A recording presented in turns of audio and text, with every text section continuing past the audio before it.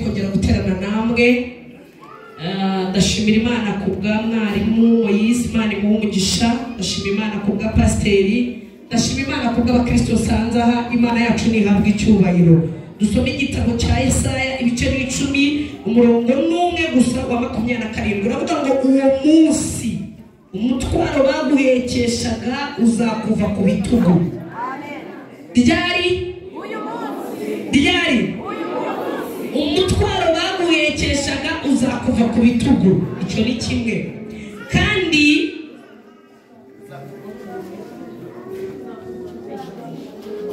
uzakuva ku rutugu, sibyo?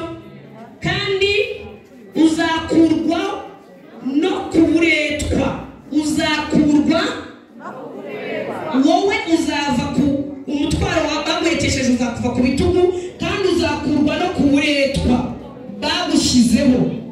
Uburetwa uzamarwa no gusigwa. Amen. Iryo jambo ryonyine. Uwo munsi umutwaro baguhekesheje uzakuva ku bitugu, kandi uzakurwa no kuburetwa, kandi uburetwa buzamarwa no gusigwa.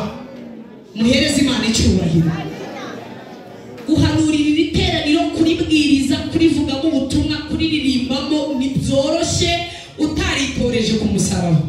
Kuko ahantu rigeze torero, haleluya, navuye muri Bibiliya ko narangije gusoma. Haleluya, munyikirize nanjye. Haleluya, aravuze ngo nje kugira ngo basuhuze nzagaruke, ariko nanjye ngaruka aho banshaka.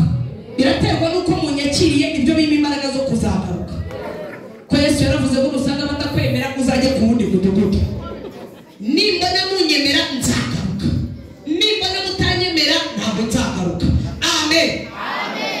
Uwo munsi cyangwa se uyu munsi umutwaro baguhekesheje utabishaka, bakawuguhekesha udahari, bakawuguhekesha nta makuru, bakawuguhekesha ubishaka cyangwa utabishaka, bakawuguhekesha ari nijoro, bakawuguhekesha ari ku manywa. Umutwaro baguhekesheje utabizi. Haleluya. Sabo ni kubumva ku kigero cyatuma ngaruka. Kandi igihozo ndafashwa ba kora Imana igiye kubateturura. Still for life in the fall.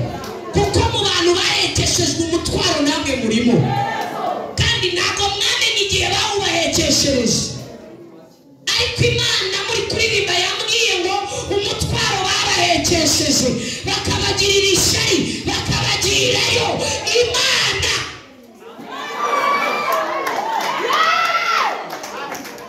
tasafora ebinifo uyu mwaka utararangira stibirife etango. Imana ibakuyeho igisuzuguriro. Uretse mbere y'ibintu byose mwateganije, nk'ubu wakwiyo karasharamye ko urayitega kubera iki? Iyo ni taci. Rata twongere amen. Umutwaro baguhekesheje korariwe bakawubakekesha mutabizi, mugahirimbana mukihirinda ariko bikanga. Uyu mwaka utararangira Imana yambwiye nibahaye ikimenyetso. Mujya mwumva iyeri kiririmba, mujya muyumva. Imana ibahaye ikimenyetso kitagishwaho impaka, kizamenyekana mu gihugu no hanze yacyo. Abantu bakamenya ko Imana ibasuye.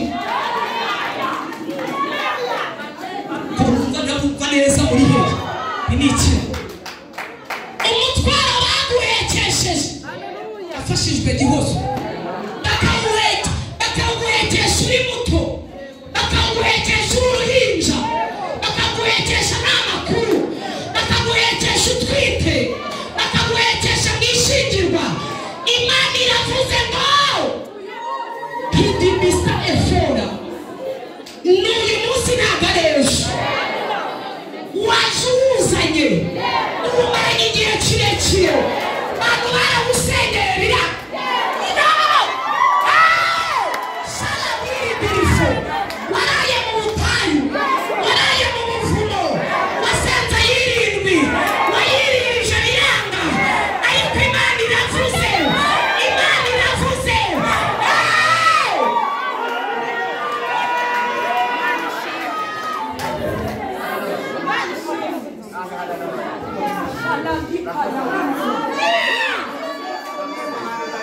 mbonye Imana inyura hano mu iteraniro shamibita sharabifo nicaye hano nagiye mbona marayika ari gutambuka turi muri iri teraniro hari ibimenyetso bifite ibihamya abantu bari gusohokane bakavuga ngo Imana yari iri kumwe natwe watambamefo umutwaro baduhekeshe akajya inama udahari bagatanga ibiguzi bakishyura menshi bakayashakisha bakawuguhekesha ubagirira neza bakawuguhekesha wabagahuriye bakawuguhekesha warabatunze bakawuguhekesha warabagahuriye.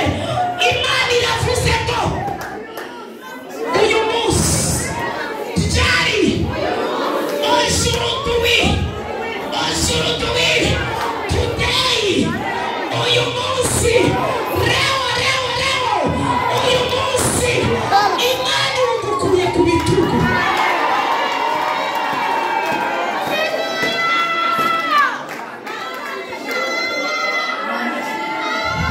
nafashishwa Imana irugukuye hehe ako warivuze Imana irugukuye hehe urutugu rwawe rwari rwarahetamye urutugu rwawe rwari rwararushe urutugu rwawe rwari rwarananiwe ariko Imana ikuyeho umutwaro wayitare neza niba uyifite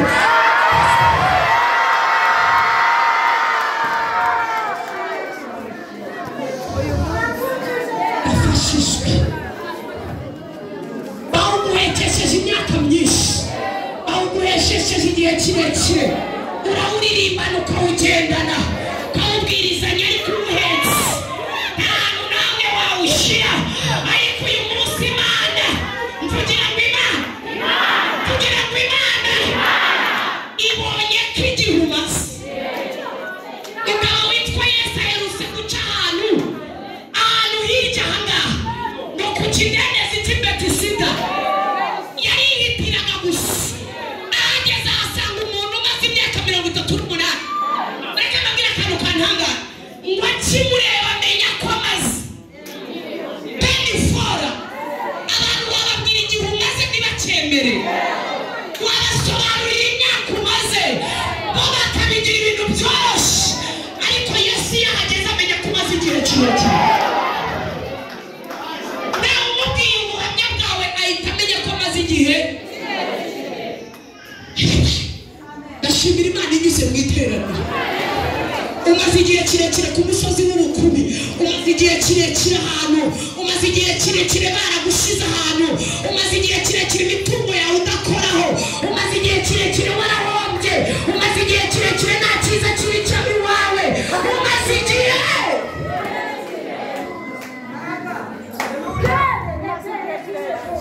tugiye gusenga ijambo rya nyuma riravuga ngo ibintu byose bagushyizeho bizamarwa no gusigwa.